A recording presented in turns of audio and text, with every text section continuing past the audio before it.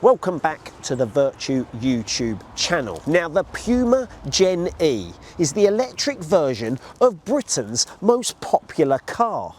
Now, if there's anything that is going to convince you to finally go electric, then surely it's this, right? Well, stick with us and we'll find out.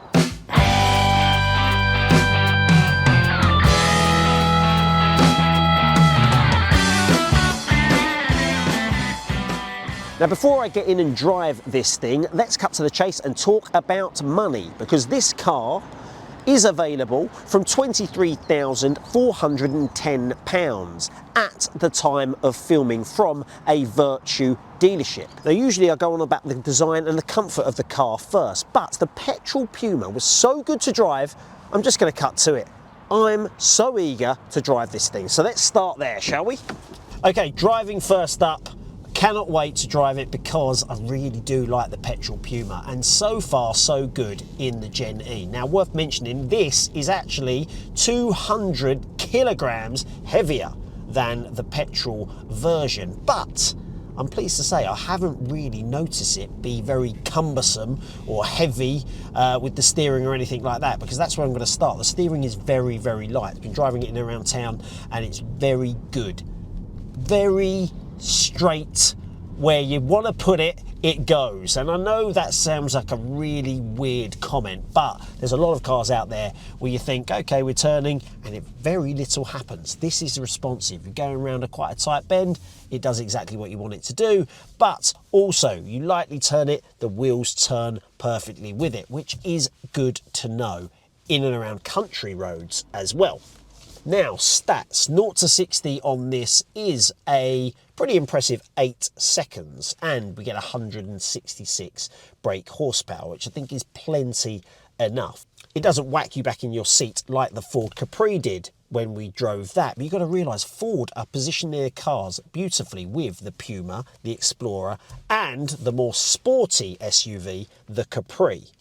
More importantly though, you're going to want to know what the efficiency's like, and again, it's pretty good. 4.5 miles per kilowatt hour. Now, that is excellent, in keeping with a lot of the opposition and actually trumping them as well. I guess the only thing you're going to notice with the Gen-E is the suspension handling a unkept road. I guess you would expect it a little bit more than the Explorer and the Capri in the family, because it is a smaller SUV crossover, I would say. I still really do consider this almost like a little bit of a hatchback, because the look of it doesn't look particularly risen. I don't feel like I'm particularly risen as well, any more than I would perhaps in a Mercedes A-Class or something like that. I think it is in keeping with Mercedes GLAs and sort of VW T-Rocks and stuff like that in terms of size. But yeah, in terms of handling those UKB roads that have got potholes galore, you will feel a lot of lumps and bumps. I'm not really complaining because it's kind of what I expect. Also, one thing when in slow traffic, as we have been today when testing the car, the brake pedal needs to give it a good firm push. Some brakes are very, very responsive. When you push the pedal, it really slams them on for you. This, not a lot happens when you just lightly push it. You got to make sure you put your foot down. That's almost a little bit of a warning, but I should imagine once you test drive this thing, you're going to get very used to it very, very quickly. On the inside of here, I am really comfortable, as I thought I would be. The seats are excellent. Driving position is so easy to find. Everything's very, very adjustable. So I'm pretty pleased with that. I'm very engaged with the infotainment system. It's really easy to use whilst I've been driving. I do worry sometimes about climate control when I haven't got buttons, but no such problem, even for an aging man like me. Also, the digital driver display, I really like it. It's simple but effective, and it's got all the right things on there. I've got my charge, I've got my range, which you think is a given, and it's actually not, because a lot of SUVs, electric SUVs, sometimes have got the percentage battery charge, but not necessarily the mileage range, and then vice versa. So I'm quite glad that I've got it all on there, and and I can see exactly how I'm getting on with my journey. Something I was worried about was the visibility. There is a little bit of the sort of mirror console that it's attached to here is a little bit of a blocker, but I'm actually okay with the windscreen. These are a little bit on the thicker variety, but again, I'm not complaining too much. A lot of people have been a lot fussier about the visibility when it comes to the Puma. The rear windscreen, again, absolutely fine for me. I'm quite pleasantly surprised with that, because sometimes with these crossover SUVs, you're going to have to sacrifice on things like that compared to the bigger brothers. But no, I'm pretty pleased. I'm not going to be one complaining about the visibility. Well, not at the moment anyway. Right, now we've driven the thing, let's stop and take it all in on the interior front. Now, what is different to the petrol option to the Gen-E? Well, there's a couple main differences. One being this two-tiered centre console. It's got a lot more storage available. They've done away for any sticks and any handbrakes or anything like that, because the actual gear selector is up here now via a stalk, similar to Mercedes, and also the parking brake is at the end of the stalk. And I quite like that. So look, it makes it a little bit more comfortable up front for storage. I've got the storage compartment there. That comes out.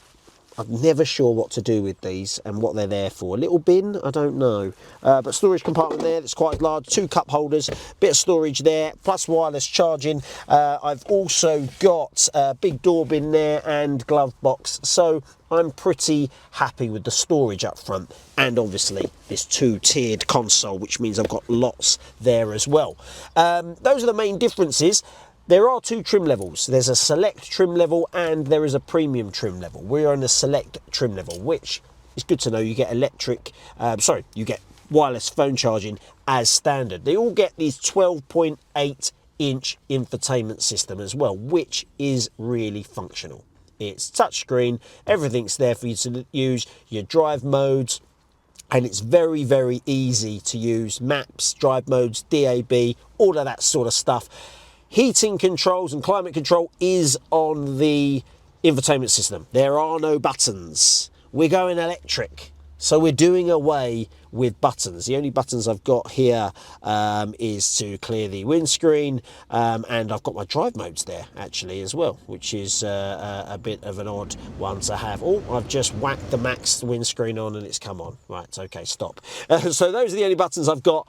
Done away there. There is a little bit of a feature at the bottom of the screen to access the climate control. I prefer buttons, we all know that, but we're going electric, we've got to get used to it. Steering wheel, got a nice flat bottom, it's exactly the same as the other one. I've got a nice big driver display as well, which tells you all the main things you need to know. I'm glad it's got my percentage of battery there and the miles as well. Some don't, just to let you know. But good news is the screen is actually bigger than some of its rivals, the Renault 4 and the Jeep, also being a couple. What else about the interior do we like? There's some hard plastics in place there, but I've also got a little bit of soft leather touch-ins on the door and the dash there, so I'm pretty pleased. They've sort of pleased me with the leather material, whilst getting a bit of hard plastic in there as well. I've got a lovely upgraded B&O sound system that comes with the comfort pack on the select trim, but it does come as standard on the premium trim. In terms of seats, I'm pretty comfortable. I've got leather and Alcantara, and the seats sort of hug me a little bit as well. Have I got any electric seats? I haven't. I can turn the knob down here to adjust, and I've got the lever to pump me up and pump me down. So there we go. It's not an electric seat jobby, but I'm pretty comfortable in this Puma, as I was in the petrol Puma, and there are those tiny little bits of differences in terms of storage and the gear selector. Worth mentioning that the entry level does actually come with a lot of stuff. It comes with cruise control as standard. We've got a heated screen, we've got LED headlights as well. There is a winter pack that you can bolt on, which will give you heated seats and a heated steering wheel. I always need the winter pack even in summer. Good news for those people who use Apple CarPlay and Android Auto, it can be connected wirelessly, so you do not have to worry about a wire. What I would say is the infotainment system, it is no frills, no spills. Very, very easy to use, but pretty basic in terms of the interface. Good news is that you get wireless charging pad as standard on the Select trim. I did originally think there was space for 2 phones, but there's not. There's only a place for 1 phone there, but there's lots of room. You've got place for your phones, and you've got place for like keys and stuff there as well. But that's good. It's good news that we get it as standard. We don't have to go to the high trim. Right, one negative so far about the Puma Gen-E compared to the petrol model. The space in the back is actually a little bit less. Especially for a 6-foot man like me. I've got a little bit of headroom, which isn't too bad, but as you can see, my legs are right up against the seat, and that is my driving position, and my feet just about go under. Now that is because there is a big battery underneath us, because we're electric, which means the floor has been raised. So therefore, as you can see, my legs are just a little bit, they're not even actually touching the seat there. I feel a little bit uncomfortable, I guess, for longer journeys. I think kids back here, no problem. And small adults, no problem. Anyone over 6 foot might only want to keep it to local journeys. I've got a couple of USB-C charging points. It's weird, I've got 2 back here, and I've only got 1 up there. Odd, I've got the 12-volt charging point as well for the old school people. I've got a couple of little pockets. And I'm pleased to say the leather and half Alcantara sort of trim back here is the same as the front. So I'm not sacrificing on comfort in regards to the materials. However, this isn't the most comfortable compared to the petrol model. As I mentioned, kids are going to be absolutely fine back here, but also we've got good accessible isofix points for child seats. And interestingly, there's no isofix points on the front passenger seats, which we are seeing a lot more on hatchbacks and SUVs nowadays, but no such option on the Puma Gen-E. Right, the boot space is where the Puma Gen-E really does start to show off, because the petrol Puma already had a massive boot, and it genuinely was one of the selling points of this car. This is even bigger, 523 litres, bigger than a lot of the opposition, and it gets an extra 67 litres in the huge mega box that is underneath, and that is perfect for shoving muddy boots and trainers, and if you've been on a dog walk, because it is perfect for washing out because of the plug. We know about the plug from the petrol Puma. It's still here on the Gen-E, so we've got a huge, huge boot. Also, when you let the seats down, it's really easy to do from the back. You just push the button. It's a 60-40 split. And to negate any lip, as you can see, the floor at its highest setting has a flat surface. Oh my God, flat surface there, pretty much flat there, and a huge mega box. I mean, that is a reason to buy the Puma Gen-E on its own. Also, the comfort pack comes with a remote tailgate. In addition to the boot space being so gigantic, we've also got a 43 litre bit of space up the front, under the bonnet, for the charging cable. Where's the charging cable? What have you done with it? But anyway, there's a space for it. For that all-important charging stuff when it comes to electric cars. Now this has a 43.6 kilowatt hour battery.